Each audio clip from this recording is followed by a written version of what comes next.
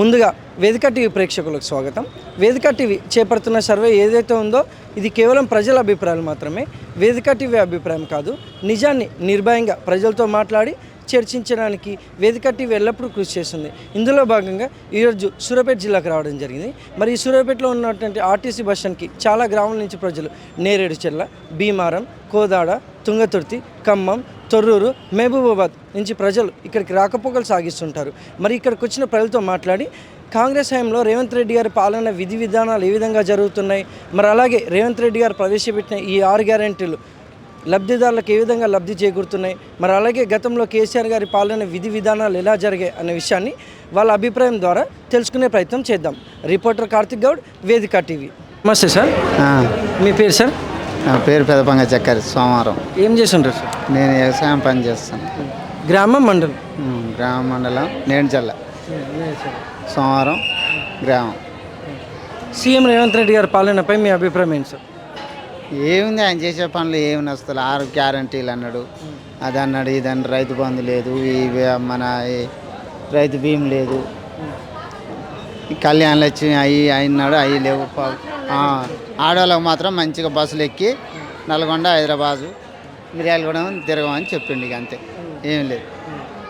ఇది రైతు వారికి ఏం ఉపయోగం లేదు, ఏం లేదు.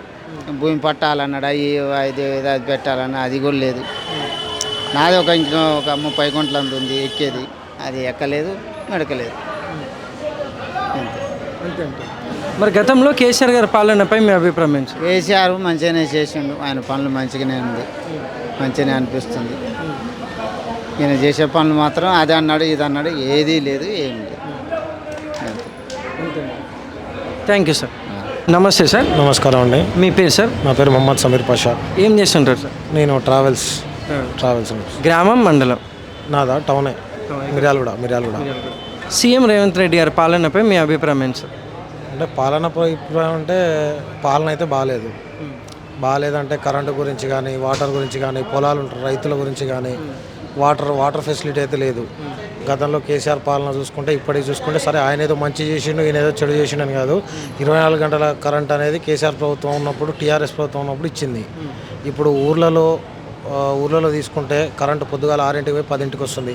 ఈ కరెంటు కోతలేంది, ఇట్లా కొన్ని చాలా ఉన్నాయి, చాలా లొసుగులనే ఉన్నాయి. రేవంత్ రెడ్డి పాలన అయితే బాగాలేదు. అంటే రేవంత్ రెడ్డి పాలన అంటే రేవంత్ రెడ్డి చేయడం కాదు, కాంగ్రెస్ పాలన. నేను పర్సన్ని పెట్టి మాట్లాడాను.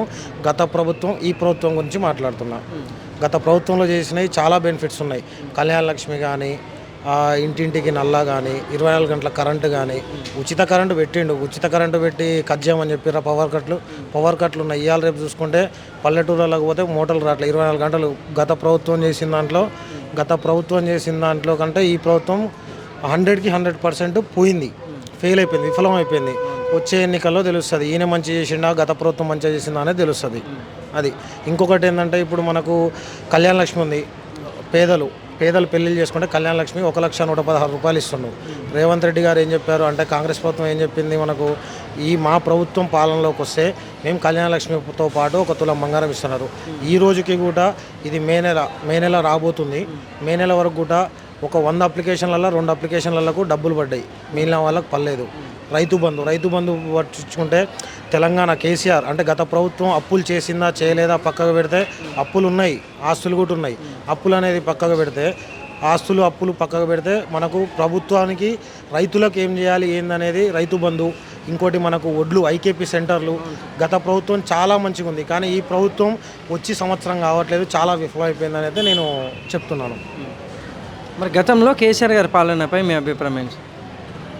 10/10 అండి. అది అంటే సరే మనకు పెట్టలేదా, చేసినా చేయలేదని, కానీ ప్రజల పర్పస్లో మాత్రం చాలా మంచిగా ఎమ్మెల్యేలు, సర్పంచ్లు, వార్డు మెంబర్లు, ప్రతి ఒక్కరు బీఆర్ఎస్ నేతలు ఎవరైతే ఉన్నారో వాళ్ళందరూ ఇళ్ళలోకి వచ్చి సొంత మనుషుల లెక్క పాలన చేసి వాళ్ళ కష్టాలు తెలుసుకొని పరిష్కరించి దానికి ఏం చేయాలి, ఏం చేస్తే బాగుంటుంది ఏందని. ఇప్పుడు ఈ కాంగ్రెస్ ప్రభుత్వం వచ్చిన దగ్గర నుండి ఎమ్మెల్యేలు 10-15 సంవత్సరాల నుండి వాళ్ళు మన దీంట్లో లేరు, ప్రభుత్వంలో లేదు. ప్రభుత్వం లేనందుకు వాళ్ళు వాళ్ళ సొంత జేబులు నింపుకోనికి వాళ్ళ సొంత మనుషుల కాంటాక్ట్లు. ఇవాళ రేపు ఇంకా మాట్లాడాలనుకుంటే మనకు ఇంద్రమ్మ ఇల్లులు ఐడియా ఉంది కదా అందరికీ. పథకం ఊర్లో ఇల్లులు ఉన్న వాళ్ళకే ఇల్లులు ఇచ్చుకుంటా అంటే నేను లైవ్లో చూశాను. కొంతమంది కాంగ్రెస్ నేతలకు ఆ ఊర్లో వాడికి ఇల్లు ఉండదు ఏముండదు. కానీ అదే కాంగ్రెస్ వాడికి వాడి ఇల్లు కూలగొట్టి మరీ వాడికి ఇల్లు ఇస్తుర్రు. ఇది ఎక్కడ న్యాయం?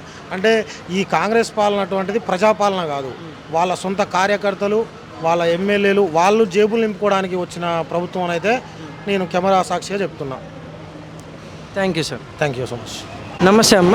నమస్తే సార్. మీ పేరమ్మా? మహేశ్వరి. ఏం చేస్తుంటారమ్మా? వ్యవసాయం, రైతు. గ్రామం, మండలం? తిరుమలగిరి మండలం, గ్రామం బండపల్లి, తొండ తిరుమలగిరి మండలం. సీఎం రేవంత్ రెడ్డి గారి పాలనపై మీ అభిప్రాయం ఏంటమ్మా? ఇప్పటి వరకు అయితే మంచిగా ఉంది. ఏ విధంగా? ఏ విధంగా అంటే మాకు రైతు బంధు రాలేదు, కానీ రుణమాఫీ అయితే జరిగింది 1,70,000 జరిగింది. గ్యాస్కు డబ్బులు వాడట్లేవు, కానీ ఇప్పుడైతే సన్న బియ్యం ఇస్తుండు, మంచిగానే జరుగుతున్నాయి అన్నీ. కరెంటు ఫ్రీ ఇచ్చింది. అంతే. ఇంకేం కావాలంటున్నా? ఇంకేమున్నది ఇక చేసేది రైతు బంధు పైసలు పడితే బాగుండాలి అంతే. ఇప్పటివరకు అయితే మీ గ్రామంలో కూడా మంచి అభివృద్ధి జరుగుతుందంటారా కాంగ్రెస్ పాలన వచ్చే నుంచి? మంచిగా జరుగుతుంది మా గ్రామాల్లో. అన్ని విధాలంగా మంచిగా జరుగుతుంది మా ఊరు. అన్ని విధాలంగా నిజంగా అంటే మంచిగా జరుగుతుంది అన్ని విధాలంగా కూడా. ఇంత ఏమో ప్రాబ్లం ఏం లేదు కదా. ఇప్పుడు రేవంత్ రెడ్డి వచ్చిన కాంచెల్లి ఉన్న వాస్తవం చెప్తున్నాం. దొంగతనం ఏముంది చెప్పండి. ఇప్పుడు రుణమాఫీ అయితే 1,70,000 మాఫీ అయినాయి, మంచిగా అయినాయి.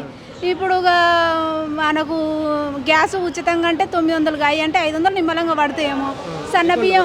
సన్న బియ్యం అయితే మంచిగా ఇస్తుండు, మేము అయ్యే తింటున్నాం. మరి అంతే.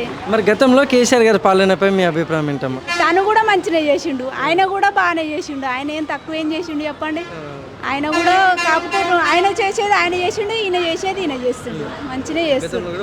గతంలో కూడా బాగానే ఉంది, ఇప్పుడు కూడా బాగానే ఉంది. అట్లనే అప్పుడు రుణమాఫీ చేసిండు, అప్పుడు ఆయన రైతు బంద్ చేసిండు, అంతే తేడా. అంతే, ఏం లేదు. మంచిగా ఉంది అంతా. మా తిరుమలగిరి మండలం వరకు మంచిగా ఉంది. ఇప్పుడు సన్న బియ్యం మనిషికి 6 కిలోలు ఇస్తుండు, అవే తింటున్నాం. మంచిగా బాగున్నాయి. మేమే రేషన్ డీలరు, మేమే పంచుతున్నాం. మాకు కూడా మంచిగా ఉంది. కానీ రేషన్ డీలర్లకే కొంచెం చేస్తే బాగుండు.